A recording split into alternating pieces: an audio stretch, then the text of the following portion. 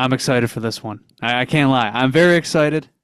For those that can just look at your screen right now, looks a little different right now.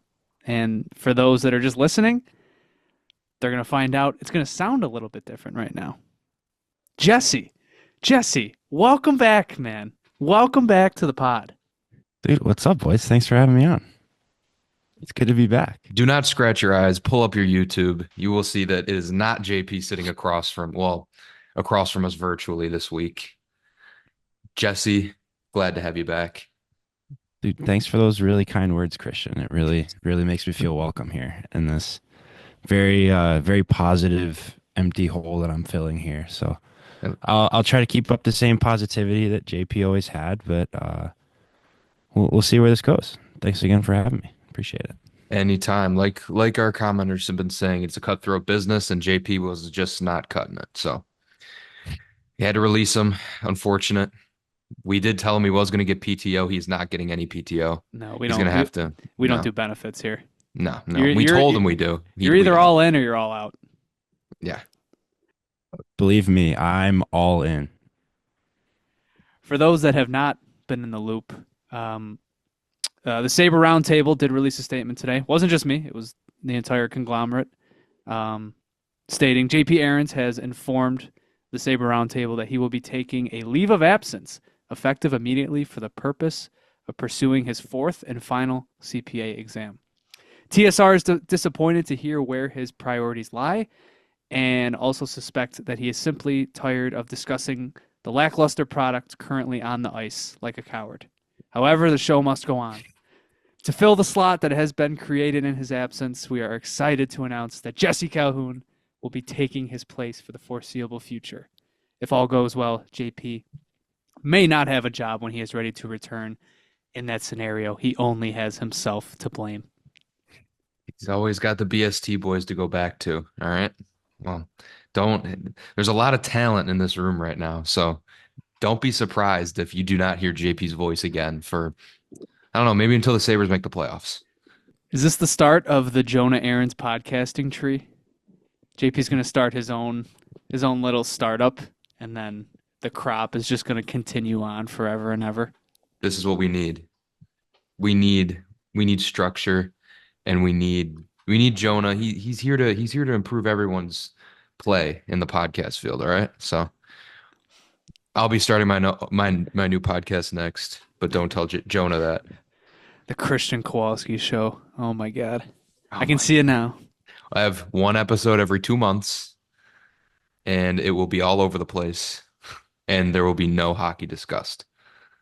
But we are happy to have Jesse on here. And like we said, JP taking a leave of absence for a little bit, going after his fourth and final CPA exam. So, when he's not taking naps after work and when he's not getting mad at the Buffalo Sabres on a Tuesday/Thursday night, he will be hitting the books, hopefully for the last time in his life.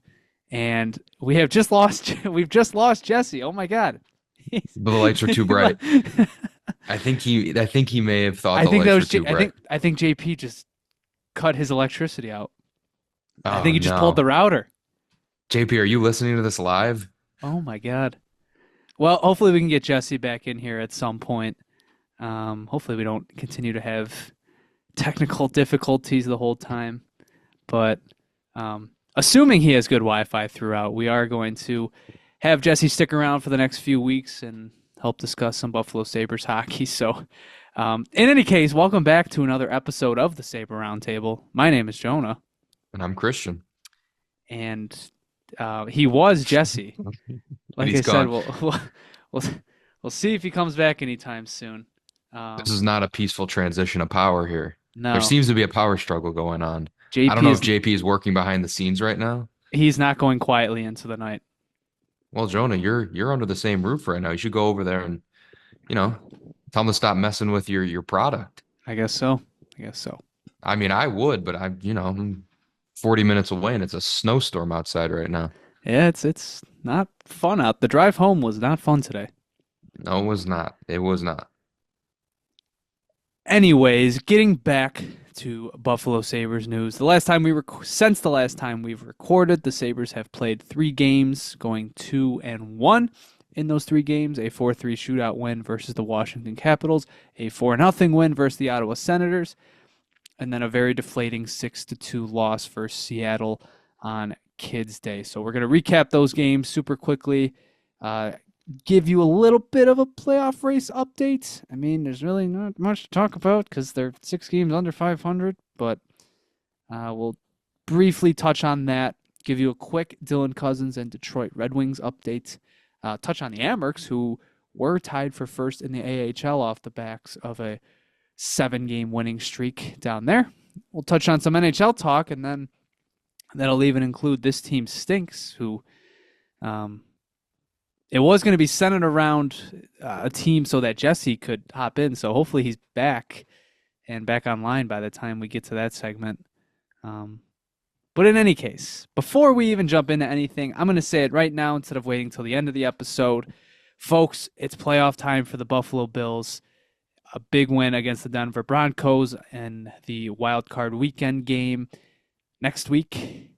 It's the matchup of the year, really. I mean, I don't even think there's not a single Super Bowl scenario I think that will match the storyline that this week carries. The Buffalo Bills versus the Baltimore Ravens. MVP candidate versus MVP candidate. It doesn't get better than this. Yeah, I would say unless it's like one of the 3 old franchises of the Bills, the Lions, or the Vikings, all playing one of those combinations playing in the Super Bowl. This has the biggest storyline of definitely the season as of so far.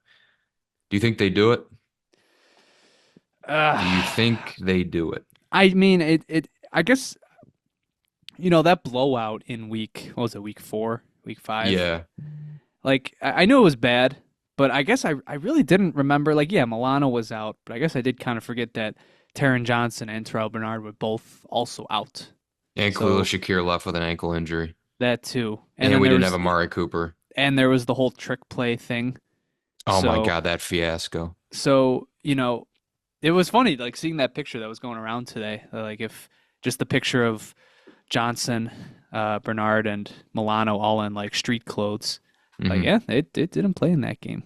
So McDermott told them to put their street clothes on. Hold on, folks. We might have something here.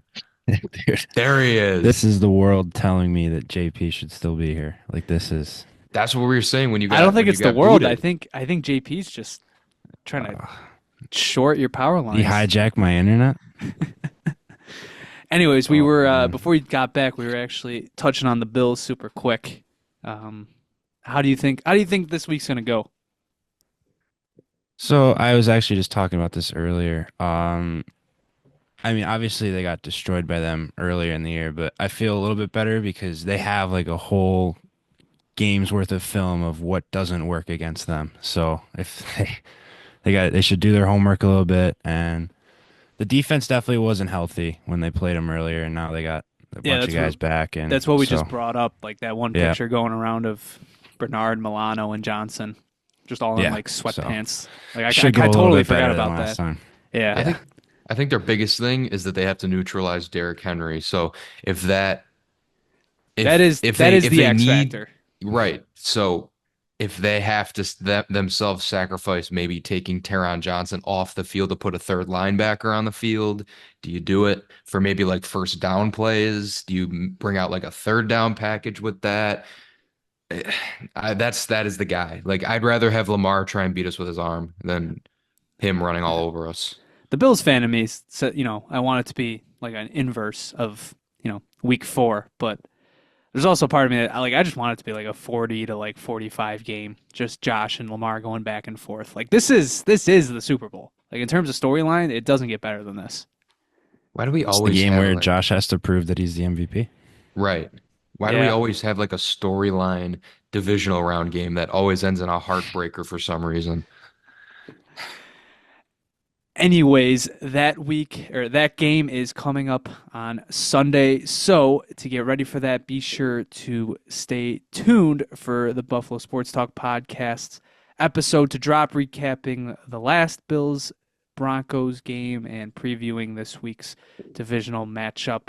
They said they were done with the MVP talk. I have a feeling those conversations are gonna come back a little bit when they're previewing this game. So I did see something. Does like the AP votes supposedly were starting to drop, that like it's signaling that Lamar is going to win the MVP.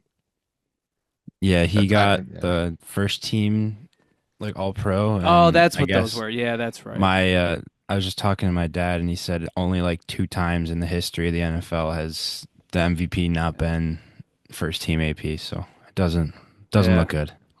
Well, this year would be kind of a good exception. Also, it's like Lamar's got 9 Pro Bowlers on his roster. He doesn't ha Josh could hand it to James Cook, but I love James Cook, but he's no Derrick Henry. And throwing it to one of your top 10 tight ends, Mark Andrews or Zay Flowers when he was healthy. It's like Josh was throwing to respect to all the players because they're doing great with the everybody eats thing, but he's throwing to plumbers other than Amari Cooper and Khalil You need to Shakir. respect Curtis Samuel, sir. Hey, after last week's game, I'll put some respect on his name, but he's been struggling this year, but he's been hurt, so I guess I can give him a pass. All those storylines and more, we'll find out where it's all going to come to head next Sunday at Highmark. So should be fun. At least it is probably the. I would have to say that. I mean, man, is it probably bigger than last year's Chiefs game? I don't think it has as Is much this playoff is significance. is this like the biggest game of Josh's career? Like, could he recover from like a bad performance? I heard a good point made on the radio earlier today that if the Bills lose this game, it's going to be laid at McDermott's feet. But if the Ravens lose, it'll be more at Lamar's feet because John Harbaugh has a ring. He's done it before. Yada, yada, yada. Lamar doesn't show up in the playoffs, all this. And Josh Allen's one of the most historically great playoff performers of all time. He's just had a defense that keeps letting him down. And who's They the just play defensive guru on the prevent, team? dude, and they get Yeah. burned when they play prevent. Who's the defensive guru on this team? It's Sean McDermott. I guess. I feel like Bills fans will do that. I seriously think if Josh had like lays, I don't want to say lays an egg, but if he has like 200 yards or so, and the offense scores like 20 points, like I don't know, I just feel like the media is going to be all over him, and especially if Lamar ends up taking the MVP. It very well think could be. it would take a truly disastrous performance for the fans to ever consider turning against Josh Allen. Oh, I'm not talking about No, this you know, fan I'm base not. wouldn't I'm do not talking Bills. Like, no, it'll never happen. I'm just saying, like, we know how Ravens fans have, what the rhetoric has been towards Josh, and I'm gonna just even the wider NFL. I mean, guy was voted the most overrated player in football by the league's own players a year ago or before this year. So hopefully he does his thing and goes off. All right, back to the Sabres. 2 wins out of 3 here, but this week really ending on a dud against the Seattle Kraken. We can take it back to the Washington Capitals game super quick. A 4-3 win in the shootout. Alex Tuch scoring 2 goals. Tage Thompson with the hardest goal. Was it tracked this season, or was it the hardest goal tracked ever? Or like of the NHL Edge data? I think it was at least the hardest this year. It was at least the definitely hardest this year. He also has the hardest shot attempt with like 106. So Was that the one that he's got a cannon? Was that the one that like Miro Heiskanen had to like put his body in front of? He had to soak. Overall, a pretty good start to the week by the Sabres. 3-2 lead going into the third. They do blow it late. Alexi Protos did tie it with minutes remaining in that game, but after a pretty crazy overtime period, the Sabres would go to a shootout, and while on the brink, Alex Tuch with a sick shootout move to tie it at 1, and then on the next shot, Peterka would score low glove on Charlie Lindgren, and Ukko-Pekka Luukkonen would make the final stop on Jacob Chikrin. So, the Washington Capitals, who have been one of the league's best team, I mean, I think they're They were tied for first a night ago. They might still be tied for first right now in the NHL. So, pretty good start to the week by the Sabres. And, not really much to complain about in that one. Yet another power play goal. Peterka finally getting a few points in there as well. Alex Tuck, same thing. It not much really to take away from this one, I thought. I was just gonna add that it was the only complaint I had that game was I had to flip back and forth between the Raw debut on Netflix, so I missed a little bit of it, but I caught all the important stuff. Shout out Roman Reigns. Such a good episode of Raw. Moving on to Thursday night's game against the Ottawa Senators. Now this was a fun one to watch.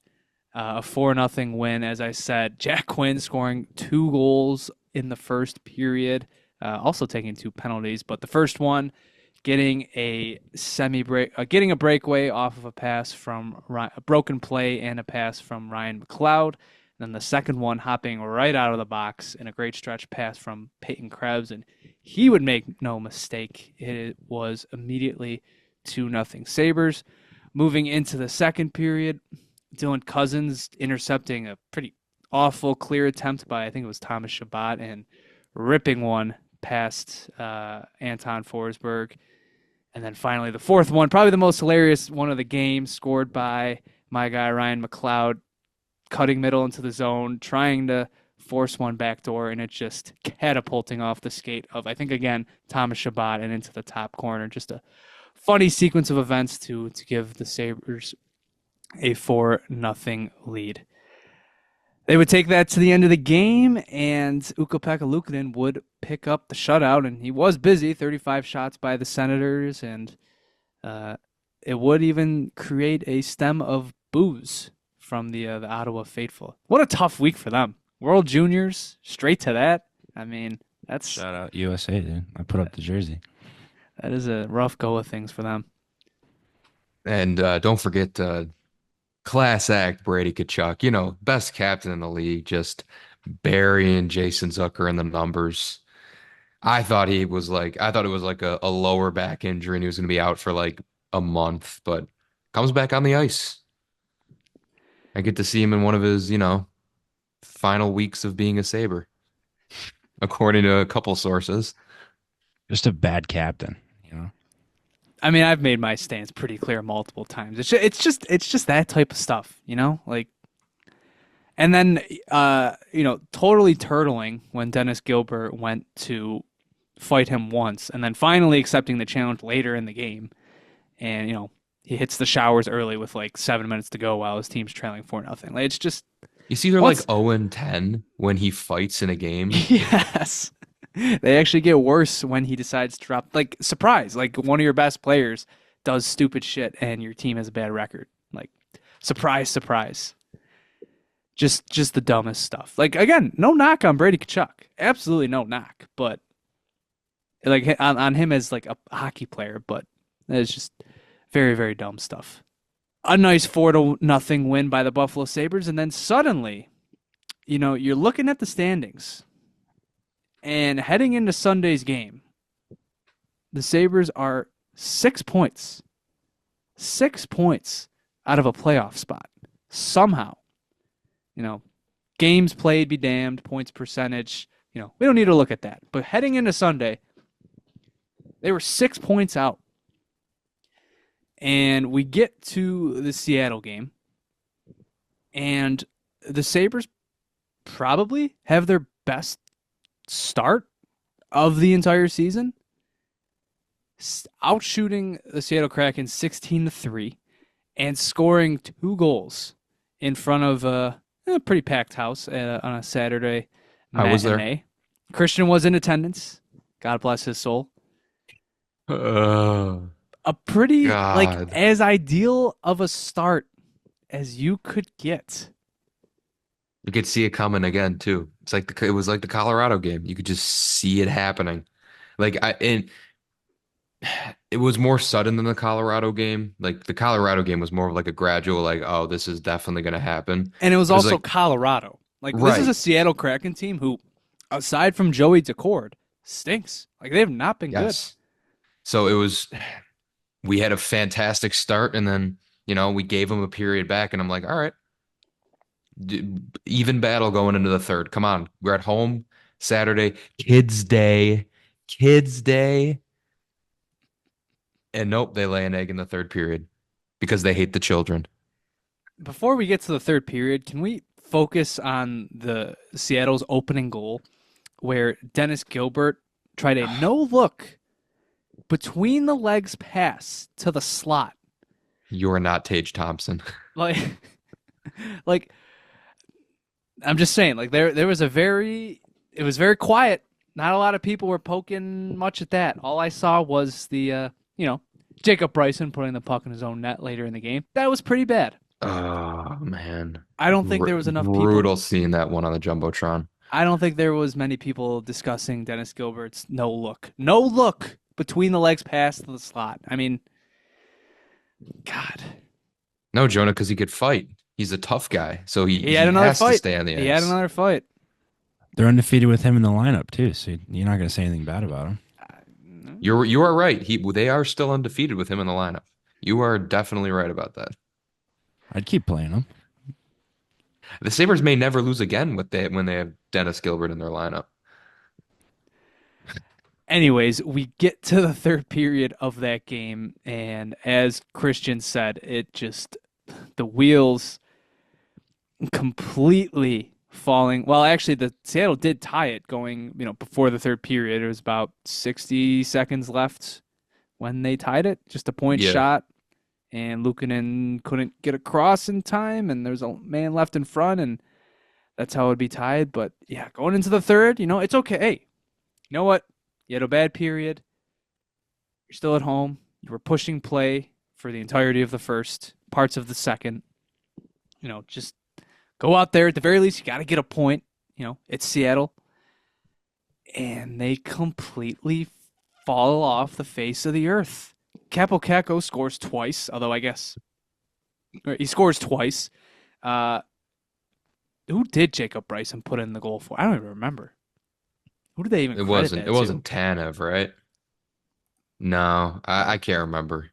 All I Was remember is the puck literally like I believe it dribbling was. down his body and into the Well, net. I'm looking at the only unassisted goal, and it seems it was Oliver Bjorkstrand. So getting some puck luck thrown back in his direction after fighting Dennis Gilbert. But yeah, I mean, And then immediately they get scored on again. once Jacob Bryson gloves the pass into his own net, you had a feeling that this might not go well. And Capo Caco comes back a few minutes later down and just rips it in the middle of the slot. 2 minutes later, he's left alone in the slot on the power play and makes it 5-2. And less than 6 minutes into the third, the game's over. Completely over. Just out of reach, completely out of reach. It was funny because I was sitting there and I texted in our group chat. I was like, "You got to be kidding me! We let Capo Caco score, sell the franchise." And like, no disrespect to Capo Caco, but it was just funny at the time. And then Jonah goes, "What are you talking about? I think that was Bjorkstrand." I'm like, "Does he know?" Because obviously the TV's on a little bit of a delay. And he goes, "Ah, I see it now." Yeah. Yeah, I just saw the Twitter reactions at first, and I'm like, wait a minute, Capo didn't score. Yeah, he did. He ended up doing so.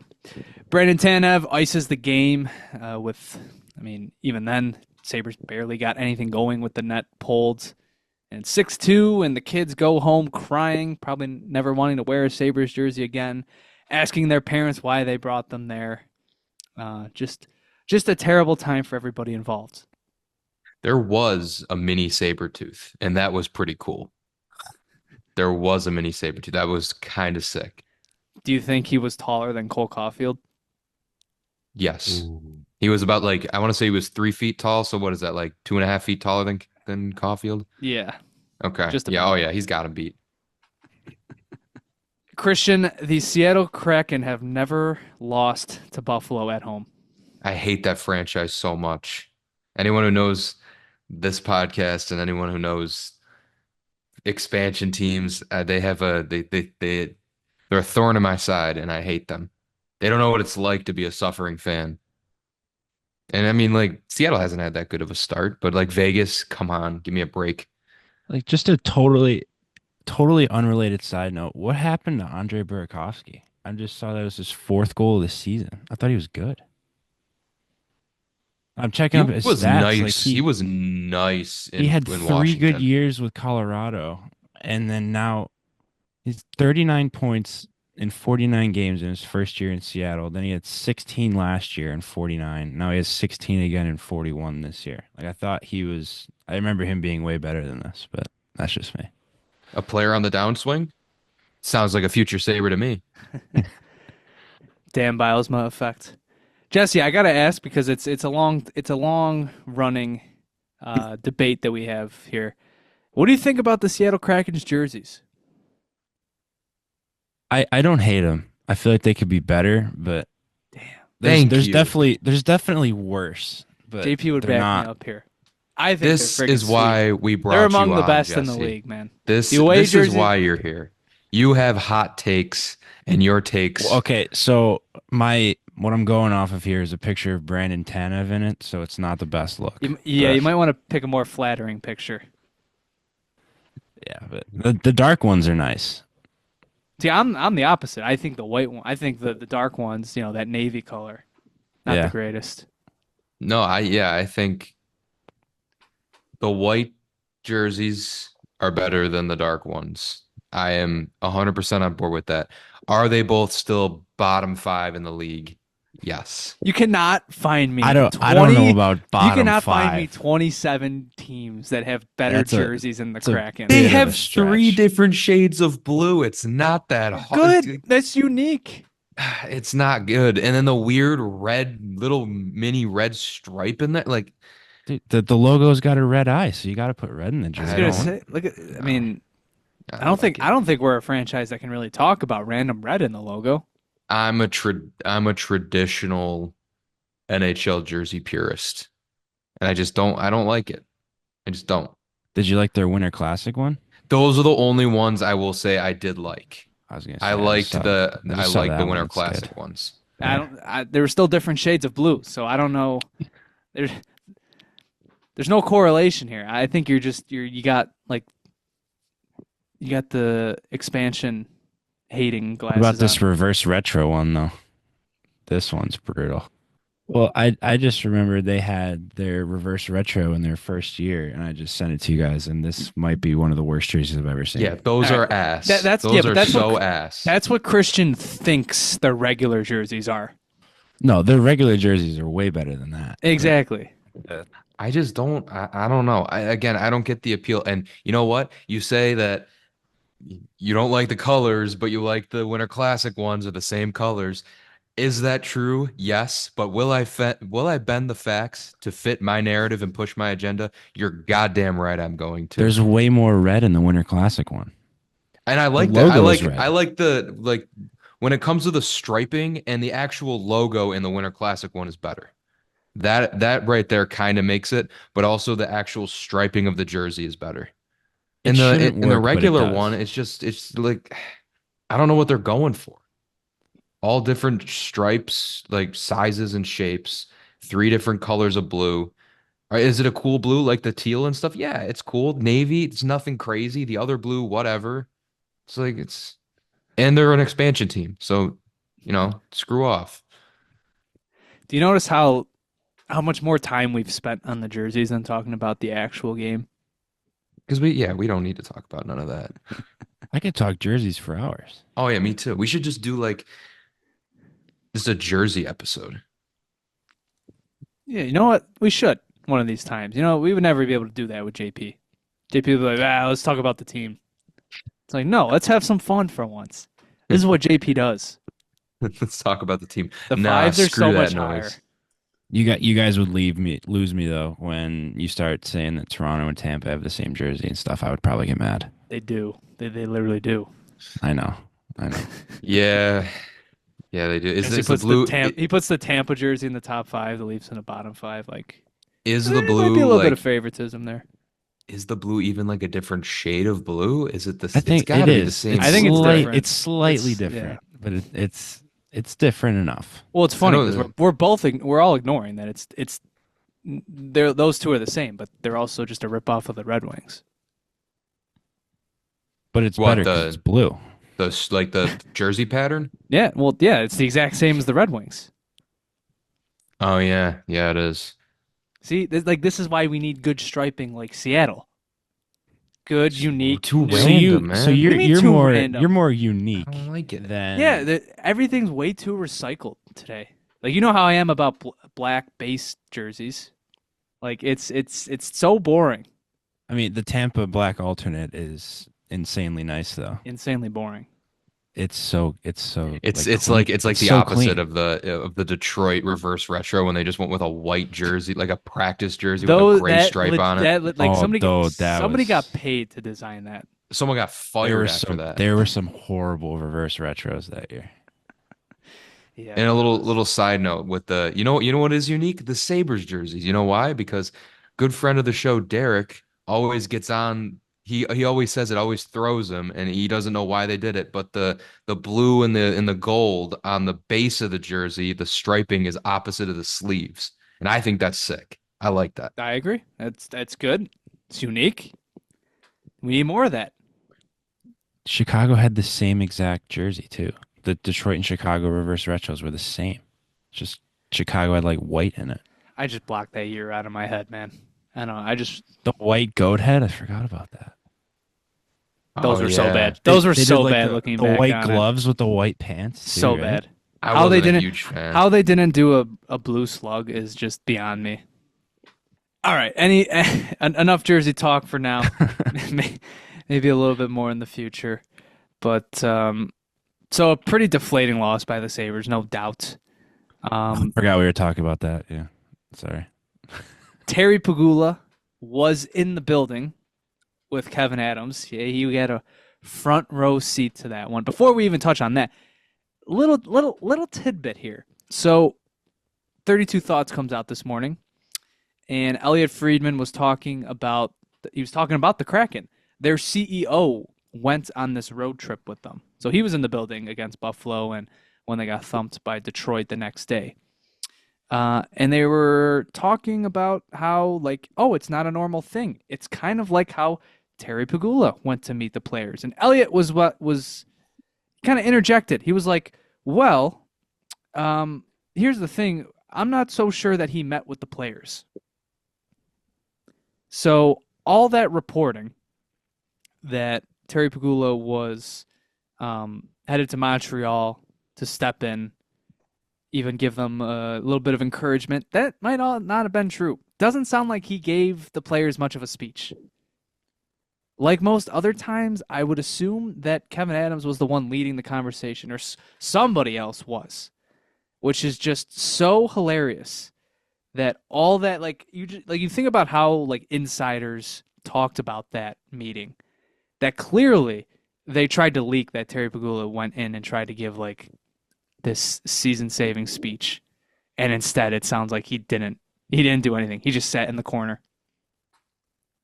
And isn't there, and correct me if I'm wrong, did he not even stay for the Montreal game?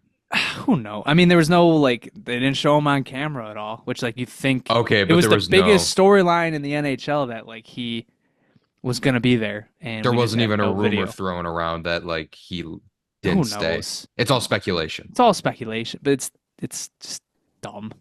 The So Bills funny, probably man. needed him to give a speech. It's just the funniest thing ever that even that like we treated as such a big deal ended up being nothing because he probably didn't even talk to the players. Anyways, he was in the building against the Kraken. And honestly, he's probably lucky it was a kids' day game. Given that like Christian, you were in the crowd. Were there any chance going late in that game when it was out of hand? No, there weren't. I didn't hear. I may have heard a few boos, but there wasn't anything crazy. Um, when I did get the text that everyone was like, "Oh, Terry's here. He's sitting next to Kevin." I'm sitting across from the press box in the 300s. I'm looking up, and I'm just like, "Which one of those is Terry?" I'm trying to see if I could figure out which one of it, and I couldn't figure it out. But there was this one guy, dude. There was this one guy because I have quarter seasons, and so obviously I'm not there every game. But this guy, I think this is just like a one-off ticket buyer. he was like, he had to be so drunk because the entire game, all he was yelling was, do something. Like he had to have repeated it throughout the first, second, and third period at least like 3 times a minute. And everyone was getting pissed off. They were complaining to the usher, like, get this guy out of here. And needless to say, he did not help at all, and they did not do anything. Maybe it was Terry.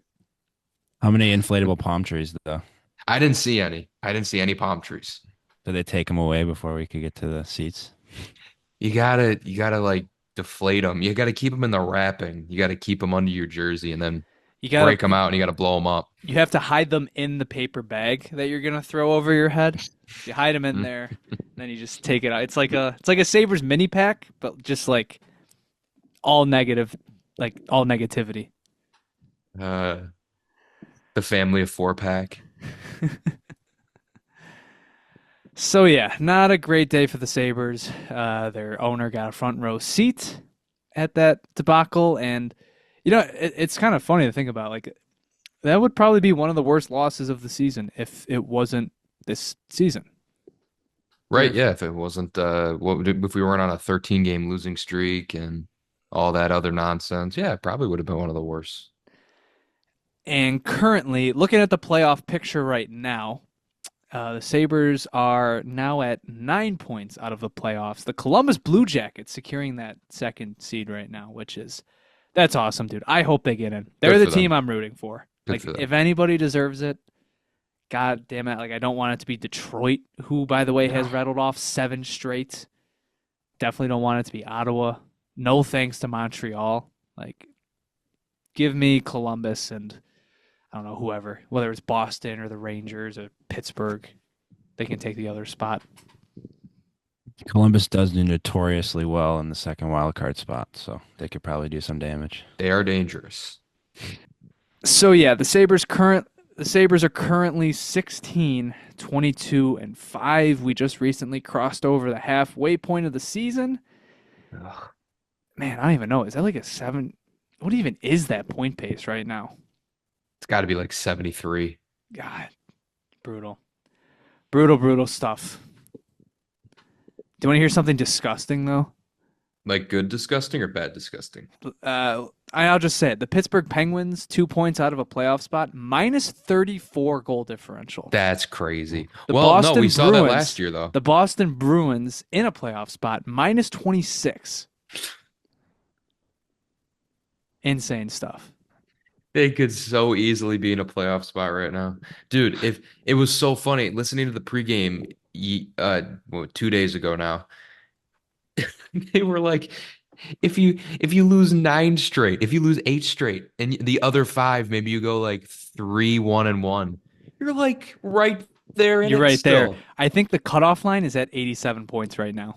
Like that's what it's projected to be. God, dude.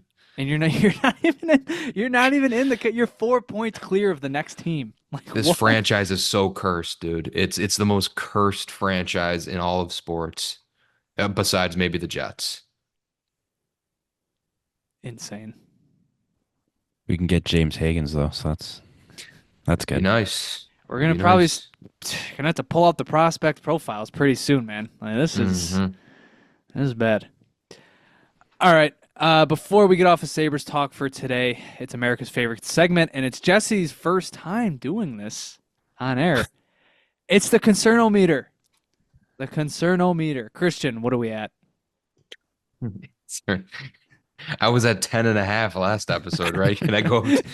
I'll just go back to 10. I'll just go back to I was gonna say the meter cannot take that much.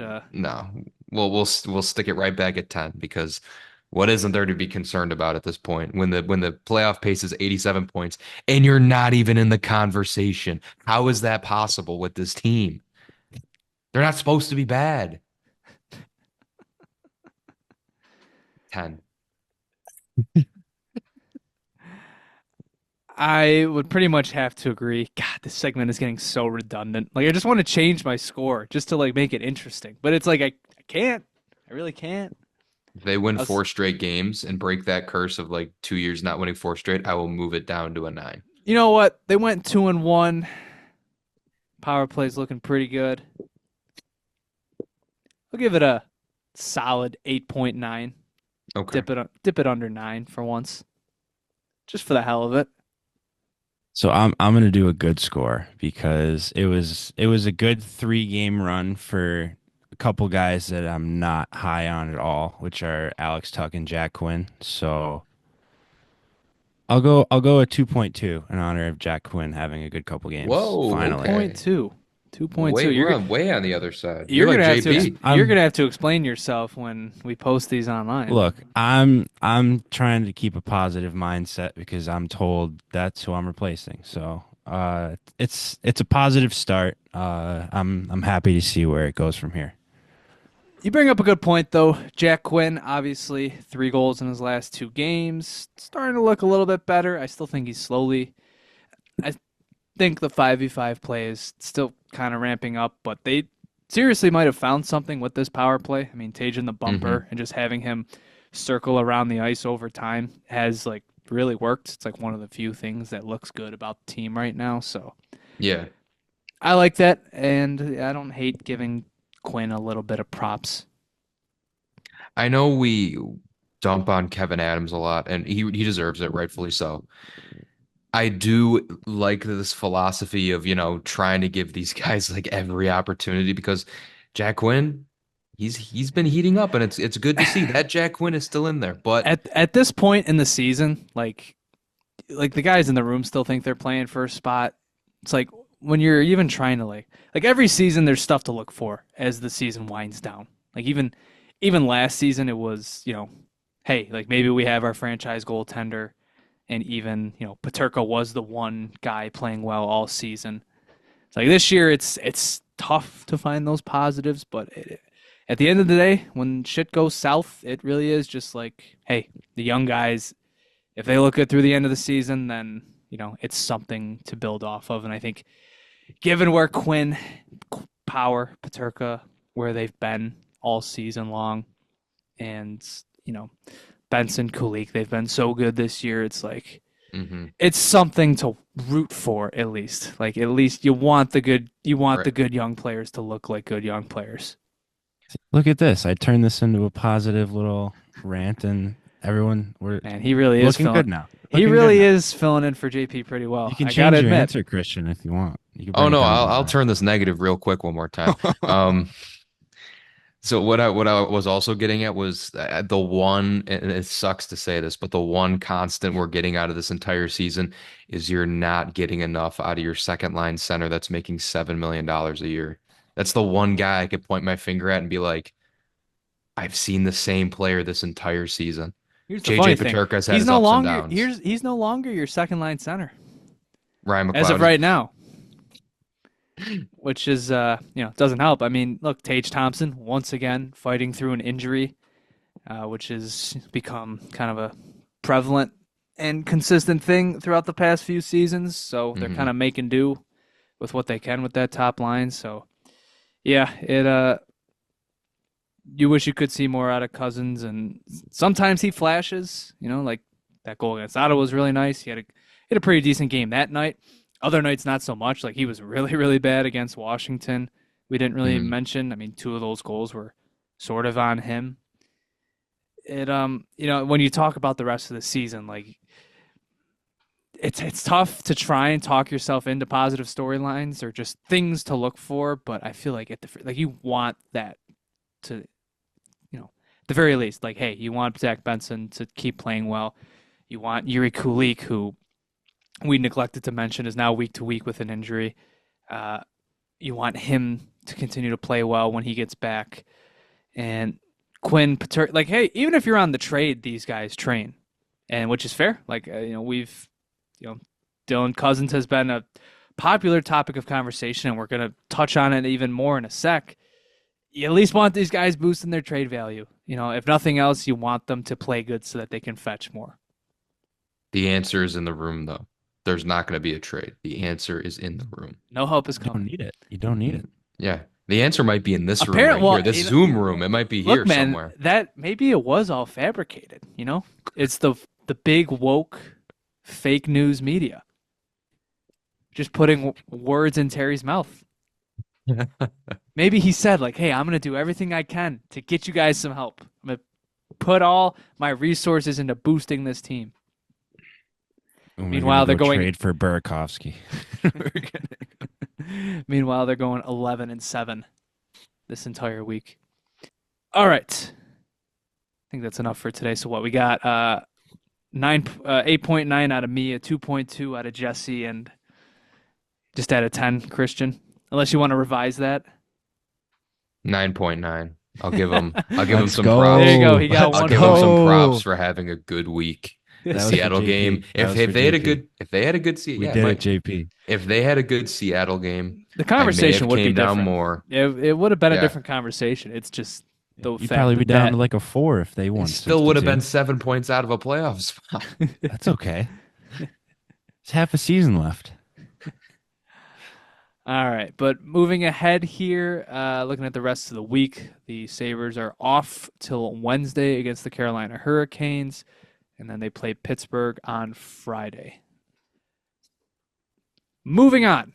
So we do have one more Sabres thing to quickly touch on, and it's more Dylan Cozens trade smoke. Basically, we got word last Monday. It was last Tuesday, actually, where Elliot Friedman came out with 32 thoughts, and in it, he said that apparently there was a trade that was maybe that some people thought was getting close between Dylan Cozens going to the Detroit Red Wings, which Who is though? it's. I was a little surprised to hear that like it was semi on the way, that maybe it was close. Like, who would the Sabres have been looking for on that roster? I mean, you're not Sandine getting Luke. Pellikka. You're you're It not might getting have been. Lucas Raymond. You're looking. I mean, I think at the very least, you're getting one of their top three prospects in either Danielson, Casper, or Pelika. And my guess is that they don't want to touch Sandine Pelika after that World Juniors. Danielson's been really good in the AHL. My guess is it would have been Marco Casper as like the main piece. And then plus like, maybe Michael Rasmussen is thrown in as like another roster piece. And then I don't know, maybe you get a first round pick out of them, or you get I don't know, you get like another bad contract. You get like a Justin Hull. I mean, there's varying degrees. I just jumped from a first round pick to Justin Hull, so I mean, who knows what that type of trade looks like? We still don't have any idea what like the framework. We don't have a name. Like we don't have a single name as to what it could have looked like. And that's just kind of what we're left with. And given Detroit has won 7 straight, I don't think they're going to rush to make any changes to their roster. But it does make you wonder, did the trade fall apart, or did they just not pull the trigger? And this might be something we have to watch in the near future. Yeah, well, it just goes to show you that it seems as though Dylan Cozens is going to be the prime trade bait as of now. Oh, there may be Bo Byram, but it seems as though Dylan Cozens is going to be that name that gets thrown around a lot this offseason. Interesting stuff. And like I said, it sounds like I think Sabre Scouts are still following Detroit around. So, once the Red Wings heater inevitably dies down. By the way, did you see Patrick Kane is leading the NHL in points since December 29th? Yeah, he's like 2 points a game in the past like 7, 8 games. He is back. He's risen. Yeah. Power play Kane is back. Trade for him. Bring him home. I had the chance to sign him and they didn't. He Unreal. would have been here if he wanted to be here. He did not want to be here. He could play alongside Ryan McLeod. Who wouldn't want to do that? That's what I'm saying. You just bring up a great point. God damn it! Now I don't know what to think. Everybody's saying that the Sabres need their own Josh Allen. They got one. They got one, man. They got one. Number Talk 7 about the one. fleece of the offseason. Number 7-1 was 7-1. There you go. 1-7, 7-1. There you go. He's literally Josh Allen. All right, before we jump into some NHL stuff here, the Rochester Americans, once again, I mean, this is 3 episodes in a row now. They have lost 1 game in the 3 times we've brought them up. They just finished their 7-game win streak, and they were tied for first in the AHL for a little bit. I'm actually checking to see if it's still that way, but more of the same. It's actually pretty impressive considering how young that team got this year and how many new guys were there. That this is what we're seeing: 22-10-3. And they're tied for second place in the AHL. Christian, I'll give you one guess who's first. In the AHL. In the AHL. Just one guess. Yeah, it's the same team that has haunted the AHL for like the past 3 years. Oh, is it the Hershey Bears? It's the Hershey Bears. The Hershey Bears. 23-11-3, 49 points. They God damn it, man. They just won't go away. They're so good, dude. Them and their team of 33-year-olds. It's not even like the Capitals prospects. It's just they're just a wagon. It's just they have their own guys. culture in the AHL that they're just a wagon every year. It started with Matt Molson, and it has trickled down to all these years later, just building a winning culture. Yeah.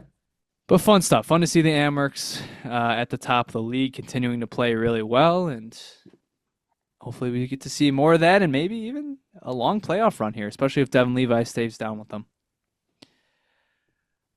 Okay, let's get into some NHL talk. How about we start with the Boston Bruins? So it came out, I didn't even see the initial, I actually only saw the response to this by Brad Marchand, which went pretty viral. So apparently somebody who was working for, what's the main Boston radio station? It's is it NESN or something? Or is that the No, TV? it's TV. No. trying to see where is it. The main, it's like 98.5 the Sports Hub. And one of their talk shows, like talking heads, apparently one of the hosts had said they had gotten word that there was a rift in the locker room between David Pastrnak and Brad Marchand. Pastrnak didn't even want to play on the same line as Marchand, and it was this whole thing. It's basically like Vancouver East, and it came after like 6 consecutive losses by the Bruins, booed off their home ice multiple times.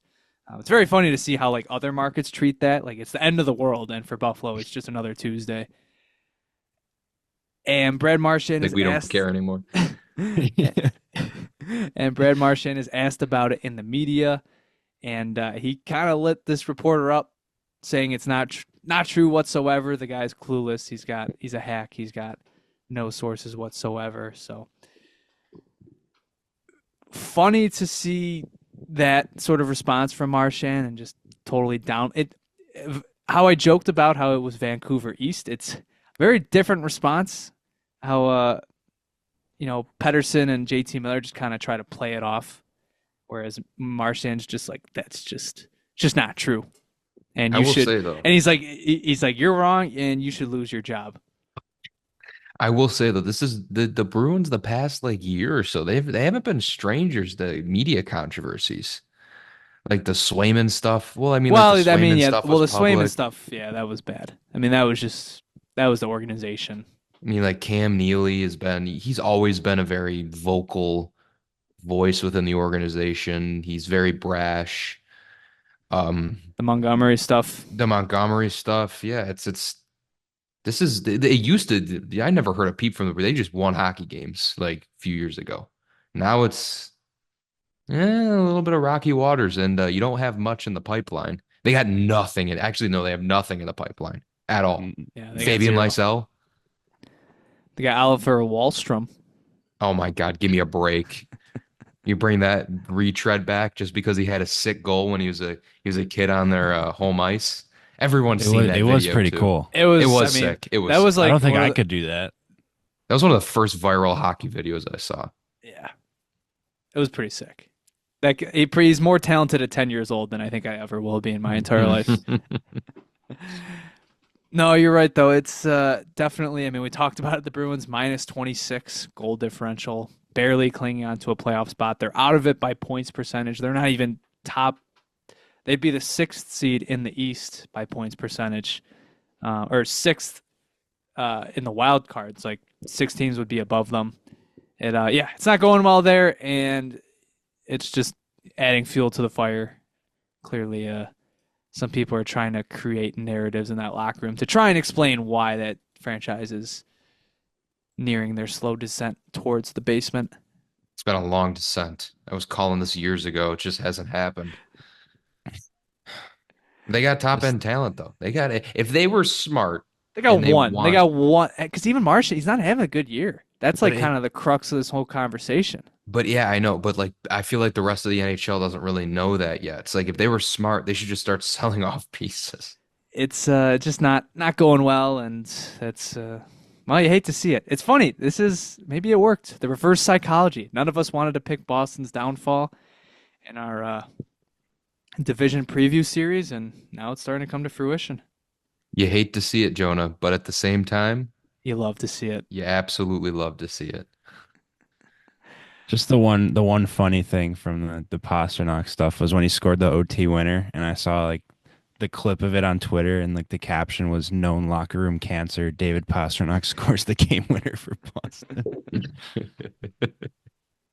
I hadn't really like heard the story about it yet, and I had to like look into it to see what it was, but that was pretty funny. I didn't know they got outshot 43-18 that game too. That was kind of Yeah, they didn't even. I mean, it wasn't even a shot that won the game.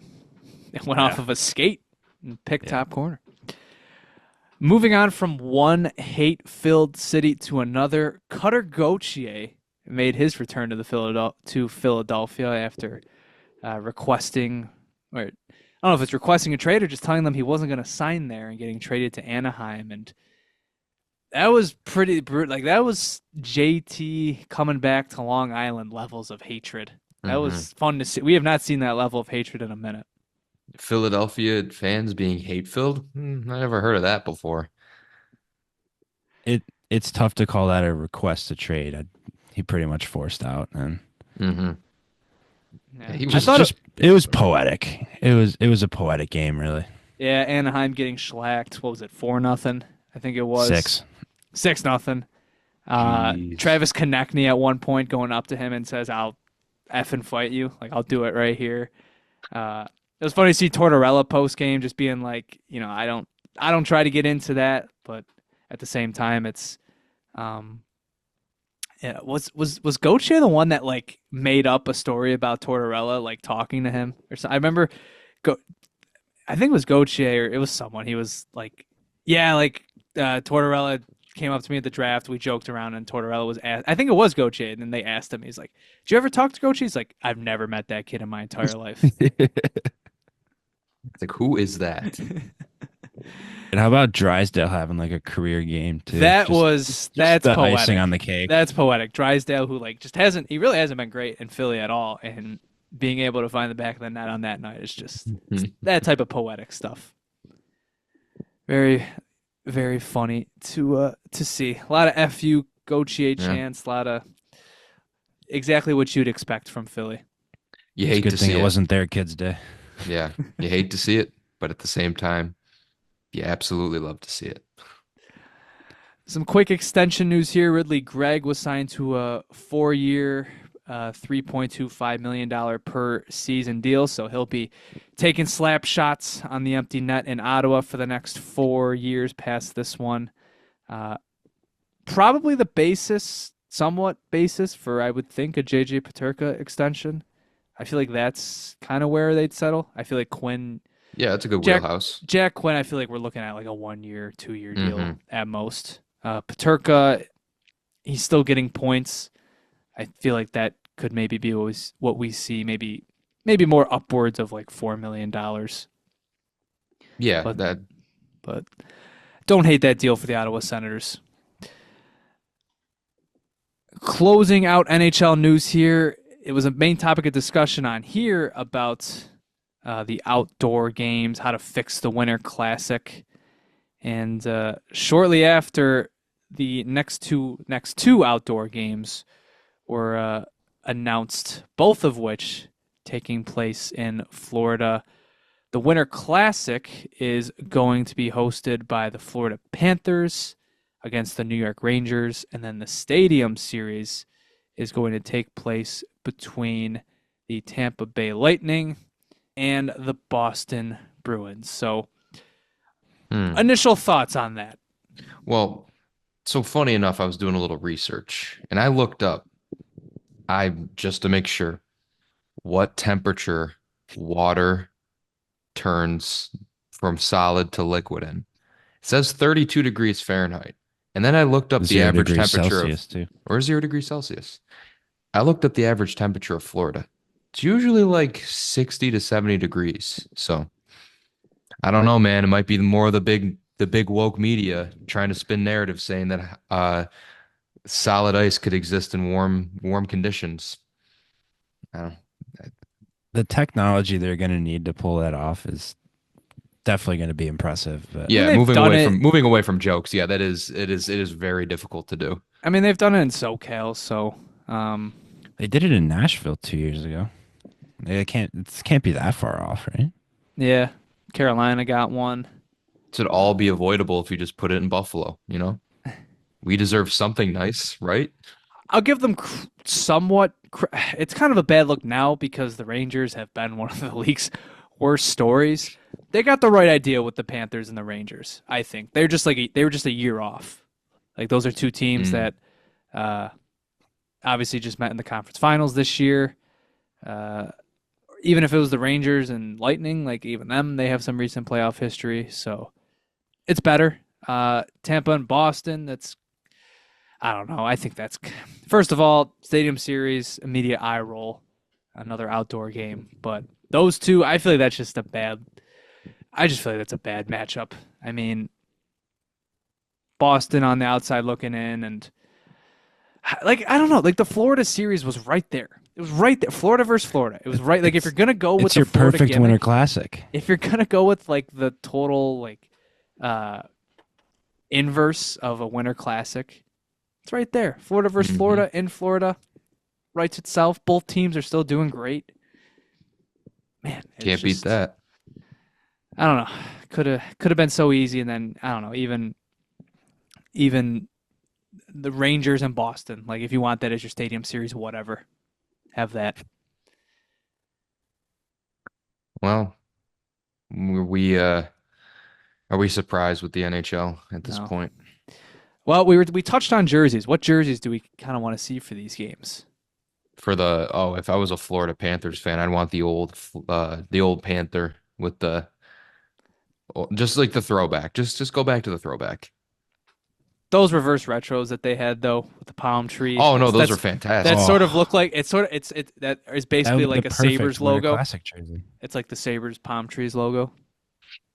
Perfection. They just need to bring that back.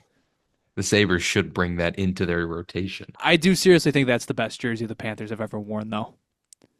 Yeah, I could get behind that. I really like the just the color scheme itself kind of makes it.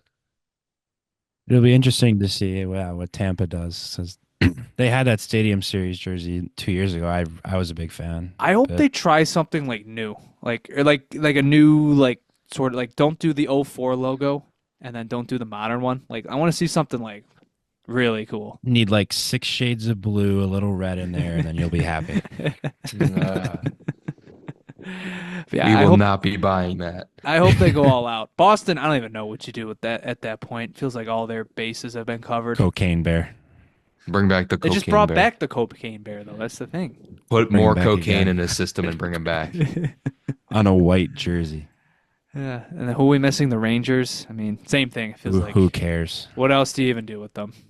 Like if it's either not the crest, it's the Statue of Liberty. And Is anyone excited for the Rangers at all? I know I'm not. I don't think so. No. All right, I saved the best segment for last. We have not done this week's This Team Stinks. And, surprisingly, as bad as they've been, I don't know. We've probably done them once. But the Nashville Predators. Garbage. Noted former Steven Stamkos enthusiast, Jesse. I know you were sort of rooting for this one to take place. And You know, there's three teams in the NHL that are worse than the Buffalo Sabres. The Nashville Predators are one of them, and they're 4 points clear of the Sabres. You mean to light your cigar for you, Jesse? I, I mean, where do you even start here? Like they they got like the three best, like the top three targets in free agency. They got them all, and they're they're just awful. They really thought they were building the Avengers, and they ended up building the Fantastic Four, or some shit, something that's I've heard mid. of. I'm familiar with two of the guys' names on their listed bottom six forwards, and one of them's Mark Jankowski. I love that He's man. been super good for them too. That's the funny thing. Like God, bring him back they got a guy out with COVID right now. Like that's not even a real thing. in this Like what are we economy. doing? What are we doing? UC Saros too. Like Yeah, Saros hasn't been as one great of the this best goalies. Like people talk about him, like they probably put him in like top three goalies in the league, and they're just awful. Well, it's also funny, they waived Dante Fabro, goes to Columbus, is doing great there. They trade Tomasino to the Penguins. As soon as he gets there, he scores like 5 goals in 5 games. It's kind of a Sabres sort of trickle effect where like all this young talent that they've drafted as of late. I feel like I'm forgetting one more. Um, Vinny Hinostroza. Leading the AHL in points before he got called up, Vinny Hinostroza, that guy. Oh, it's the. I think. Are you thinking of the guy that scored like the between the legs for his first goal? I don't know what his name is Well, that though. was what was that Parsonen? Ooh, Zach Benson. No, he's a little bit taller than Zach Benson. Man, you're right though. It is kind of like a little bit of a Sabres-esque type of season, you know? Like for I guess comparison, just go back to the COVID year. It's like you land a big name in Taylor Hall. The expectations are sky high. You have all this talent to work with. And it's been proven over the years, like these guys that have gone to other places, Reinhart, Montour, they've gotten big deals. They've playing great. Eichel, and it just doesn't work out for some reason. It's just weird. It just doesn't work out. Not to mention, like you're coming off a phenomenal season. You know, Yeah. you thought last season was lost. You rattled off 10 straight wins, and yeah, you lost in the first round. But like even then, I mean, I thought they kind of outplayed the Canucks in more games than one. And if Tyler Myers doesn't dive across the crease, that series might go to Game 7, and who knows what happens from there. And if who what was it? Colton Sissons hits the empty net, it hits the post on the empty net. They go the other way. Brock Besser scores. It Off. last season. I mean, look, it's a terrible playoff memory, but last season was so good, and it's just crazy that it really has been this bad. And like going into the offseason, you're like, oh, you're three marquee signings away from being like not a wild card team. Like maybe you'll be top three in your division. Just Mm, the complete opposite. JP's dark horse cup pick. damn. I have no way to prove it, but I was so low on them going in. I'm like the expectations are so high for these guys, and they might miss the playoffs. He And cooked. Jesse cooked here. I have no way to prove it though, so don't ask me to prove it. But This is why we brought him in. It's also funny as a Sabres fan because during the offseason, there was so much talk about Lindy Ruff and the 22-23 Devils and how a lot of Devils fans were claiming that, Andrew Brunette, the Predators head coach right now, he was Lindy's assistant, that everybody was like, oh, the 22-23 Devils, it was off the backs of Andrew Brunette. And immediately you go, well, no, he wasn't the head coach. Lindy Ruff was the head coach. And now you're at this season where Lindy Ruff's team is a disaster, and Andrew Burnett's team is a disaster. So now you don't know who the hell was responsible for that season. Looks like it was Chris Taylor, It former must have been former Amerks coach. another case of personnel leaving this organization and doing better. But there is no doubt that team stinks. They stink. that they definitely do stink. All right. So lighter episode today. Nice to get Jesse in the mix here. Looking forward to Yeah. more episodes over the next little while, as long as JP's out. It like I said, sort of slow news period for the Sabres. We're really just kind of in that dead season now. We're waiting for Four Nations and then ramping up to the trade deadline before stuff starts happening. It they're not gonna fool me. I'm not gonna try and get talked into like a potential playoff push. They are what they are. They're a bad hockey team, and I think see like another example this week.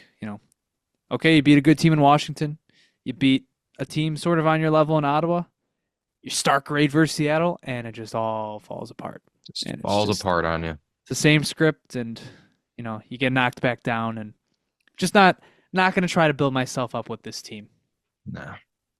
Give me 7-8 months, and I'll be back. Don't you worry. Give it 7-8 months, and I will be When they bring right back the same squad, Yes, when they run it back, I'll be like, God damn it, it's gonna work this time. next year's the year. That Next Jason year's the year. Zucker 2x7.5 is going to hit like crack. Oh, it's gonna be so beautiful. I can't wait to regret it in a year and a half when he's like on the downswing, and we're like, can we get this guy out of here?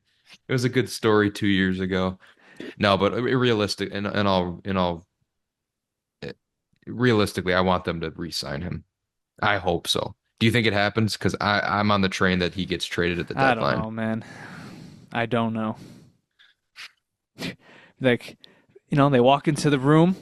Maybe they got Terry Pegula sitting there. Jason's like, I want to extend. They're like, we want to extend you. All right.